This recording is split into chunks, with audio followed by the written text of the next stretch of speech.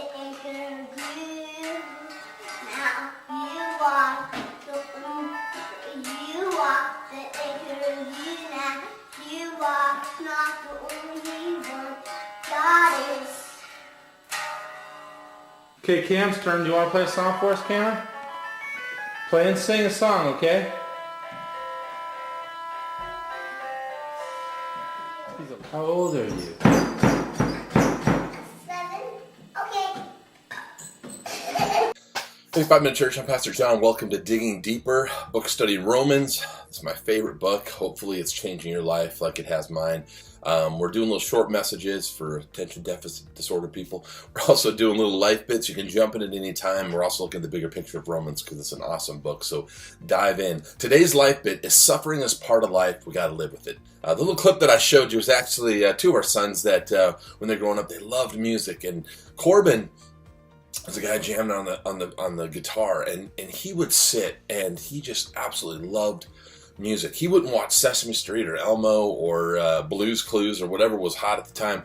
He wouldn't watch any of those things. What he loved to watch was musical instructional videos, especially for bass and guitar. And I'd go down to the local music shop and I have to rent all these instructional videos. It was before YouTube. And he would love like Stevie Ray Vaughan, and he would just sit for hours. I mean, just play him over and over, and he would just like pretend like he's playing, copying, going behind his back like Stevie Ray used to do. And one day, he's like 2 years old, and one day we're sitting there, and he's just jamming out, and I'm jamming out my guitar, and we're just going for it. And he said, "Dad, let's start a band." I'm like, "Okay, 2 years old, let's start a band." And I said, "What kind of band do you want to play?" And he hadn't really listened to this kind of music, but he said, "Dad, I want to start a punk band." I'm like, "How do you even know what punk music is? You're like 2, right?" And I'm like, "Well, what should the name of the band be? Because we have to have a name for our band." And he just doesn't even hesitate. Out of the blue says, "People Get Hurt." I'm like, that's a brilliant name of a punk band. People Get Hurt, right? And so he wrote this song called People Get Hurt, and we have a video of him, and it's not the ones that I showed you, but I wish I had it because the camera ran out. But he's jamming out. He's like, "People get hurt, people get hurt," and he's just jamming out. And all of a sudden, he smacks his head with his guitar, and he just starts crying. And I'm filming it, and the tape runs out right before he got hurt. I'm just like, oh man, that would have been like a viral video for sure. And but he was 2 years old, and he figured out the obvious in life. He figured out that people get hurt and people suffer. That there's things that we all go through, and we ironically try to spend most of our time trying to avoid the pain in our life, and yet it's inevitable. That suffering is part of the journey. And I love where Paul in Romans just makes it really simple and plain for us. In Romans chapter 8, verses 18 through 28, he says, "I consider that our present sufferings are not worth comparing with the glory that will be revealed to us. For the creation waits in eager expectation for the children of God to be revealed. For the creation was subjected to frustration by its own choice, but by the will of the one who subjected it, in hope that the creation itself will be liberated from the bondage to decay and brought into freedom and glory of the children of God. We know that the whole creation has been groaning as it is the pains of childbirth right to the present time. Not only so, but we ourselves, who have been the firstfruits of the spirits, groan inwardly as we wait eagerly for our adoption to sonship and the redemption of our bodies. For in this hope we were saved. But hope that is seen is no hope at all, the hope of what we already have. But hope that is seen is no hope at all. Who hopes for what you already have? But if we hope for what we do not yet have, we wait for it patiently. In the same way, the Spirit helps us in our weaknesses. We do not know what we ought to pray for, but the Spirit himself intercedes for us through the wordless groans. And he who searches our heart knows the minds of the Spirit, because the Spirit intercedes for God's people in accordance with the will of God. And we know that in all things God works for the good of those who love him, who have been called according to his purpose. There's so much in this passage, but I'm going to just pick out 5 things that I can pull from here. I mean, we could spend weeks just on this passage alone. Number 1, suffering is a result of sin in the world. There might be things you're suffering that may not be your fault, but the result of it is that the whole entire planet has been in decay since the garden. In Genesis, it says that cursed is the ground and hard labor and toil, that it's going to be a lot of work. And if you know any farmers, farming is a lot of work. No matter how nice a tractor they have, it is a lot of work. Recently we planted a garden, and Hannah and I are out there, and she was like, I want to plant a garden. She'd never planted a garden before, and I used to have, that's what my summer job was, so we could feed the family. And so I'm getting out the stakes and getting the strings ready for all the rows so we can make them straight. And she's like, what are you doing? She goes, why don't we just scatter some seed and just let it grow? And I'm like, what are you talking about? How are you going to tell the difference between seed and weeds? Because weeds look a lot like regular plants. You have no idea what is weed and what is plant. And so now we have super straight lines, and she's like, oh, I totally see. And it is hard work. A garden is not simple. It's a lot easier going to the store and sometimes cheaper because your time is worth something too. But we have an awesome garden, and it's awesome, but it's hard work. And from Genesis on, because of our sin, God said, curses the ground. Life is going to be hard. And they level with us. And number 2, suffering creates a need in us for God. When we suffer, we have to turn to God, and that's what I like. A.W. Tozer says. He says, it is doubtful whether God can bless a man greatly until he has hurt him deeply. And that might seem kind of sick and cynical, but the fact is our suffering turns our focus on God, because he knows that we so easily turn inwardly about us and about ourselves. And so we need to turn our focus to God. You know that the first 4 of the 10 commandments was about God. I am your God. There should be no other gods before me. That don't take any images. Don't use my name in vain. That he knows that we lose focus of him so very easily, and suffering turns people towards him. But sadly, people turn towards other things of the world that tries to promise that it medicates through drugs, through alcohol, through sex, through relationships, through all the things that we try to medicate ourselves to, that leaves us even more empty. But suffering can create a need in us for God. And number 3, the deeper the suffering, the greater the reward. You have to understand that even Jesus didn't get spared from suffering. His own son was not spared from suffering, and so we're not going to be spared from suffering. And in James chapter 1:12 and Revelation 2:10, it says, blessed is the one who endures under trial, because having stood the test, that person will receive the crown of life that the Lord has promised to those who love him. And in Psalms 34:18, it says, the Lord is close to the brokenhearted, and he saves those who are crushed in spirit. You know, the Bible talks about 5 different crowns, especially in Revelation, that we're giving special crowns, and especially for suffering. It says that you will get the crown of life for those that endure suffering. Our friend Ray Jennings, he was wrongfully accused of murder. For 11 years he sat in prison. Hard time, hard labor. And now he is out in the freedom, and God had brought him through that great suffering that he endured.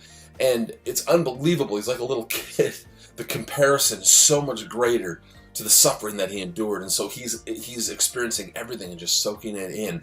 And the deeper you're suffering, the deeper your struggles are going through, your reward is coming. It's momentary. It's not going to last forever. And number 4, God's prosperity includes suffering. This is some concept that seems kind of foreign out there, and oftentimes we just think that God's will is that we get something better and bigger, and a better house, a better car, a better boat, a better relationship, all these things. But God's prosperity includes suffering. In Jeremiah 29:11, it says, I know the plans I have for you, plans to prosper you, to give you a hope and a future. And it seems like there's other scriptures that those contradict. For instance, 1 Peter chapter 3, verses 14, it says, but even if you should suffer for what is right, you are blessed. In Philippians 1:29, it says, for it has been granted to you on behalf of Christ, not only to believe in him, but also to suffer for him. Philippians 3:10 says, I want to know Christ, yes, to know the power of his resurrection and participation in his suffering, becoming like him in death. Which leads me to number 5. Don't make the mistake that prosperity that God is talking about and mix it up with worldly prosperity. See, we judge everything based upon how the world says that we're prosperous, because it's not always God's will. And in fact, sometimes he takes us through the valleys so we can look and appreciate the mountains. God's prosperity for you is salvation. When he says, I have plans for you, that's his plan of salvation for your life for eternity. And 100 years is just a fraction of eternity. And God's prosperity in your life, he wants you to prosper. He wants you to live eternally. He wants us to prosper as we grow and in him and make it towards heaven. So if you think that you're a Christian and there should be no suffering, that God's will is that everything should just always work out, then talk to Job in the Bible. Talk to David. Talk to Elijah. Talk to Peter, James, and John, who were killed for following Jesus, and most of his disciples died martyrs. Talk to the 100,000 Christians that are going to die in 2017 across planet Earth who are suffering greatly. That's 11 people per hour. 11 Christians per hour are suffering and dying from persecution, from being killed. And if God wanted everyone to prosper like the earth does, don't you think it would look a lot different? Because our prosperity is not here. Our prosperity is coming.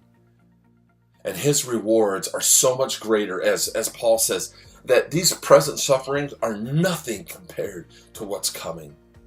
We recently in a hotel, and Hannah went over to the little soaps and stuff, and she saw this little kit, and she was thrilled to see on this kit it said a deluxe vanity kit, and she opened it up and goes, I wonder what the deluxe vanity kit is. So she opens it up, and inside the deluxe vanity kit is this.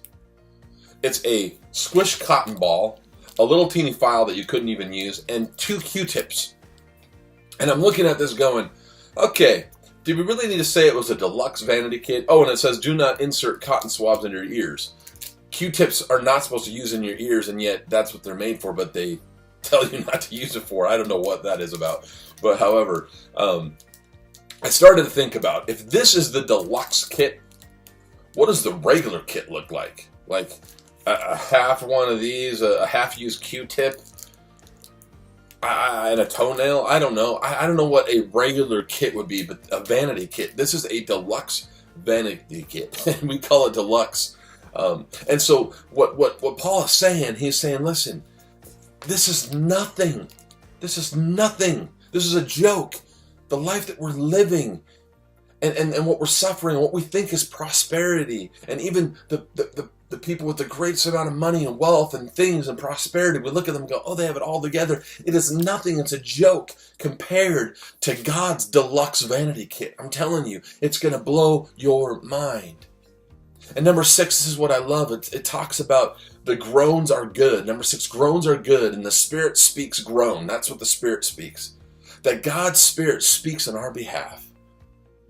He levels with us and says there's going to be suffering, and groaning is okay.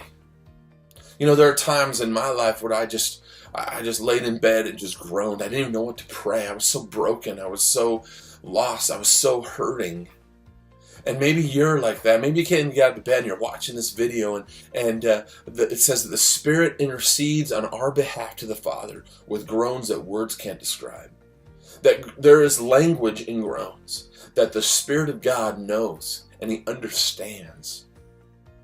That's an amazing thing. And it's not forever, that He knows and He's interceding on your behalf and my behalf to the Father. That's an amazing thing. So we hope in the things that are unseen. I'll leave you with a couple things. It's been striking me as we've been reaching out to so many people that are less fortunate to us, that God uses us to ease suffering in others. He uses His kids. We can't stand idle. If we see other Christians, especially other Christians that are suffering, in Galatians 2:6 it says, carry each other's burdens, and in this way you will fulfill the law of Christ. That we are here to help relieve suffering in others. And so look around you. And if there's somebody that's suffering, maybe it's just a call, maybe it's a text, maybe it's an encouragement, maybe it's flowers, maybe it's something that can encourage their hearts as they are suffering. That we are the answer to a lot of people's prayer. God uses His kids, His family, us Christians, to help other people in need. And lastly, I want to ask you, what are the groans in your heart that the Spirit needs to hear? Let Him hear. Let Him cry out today. If you cry out with moans and groans, I know that those things that are deep within your heart, the Spirit hears and will intercede. And it's not forever, because our glory is coming. If we can pray for you anyway, if we can help you in your struggles, just reach out to us on the app. We love you. We're here for you. We're praying for you every day. God bless you. Go in peace.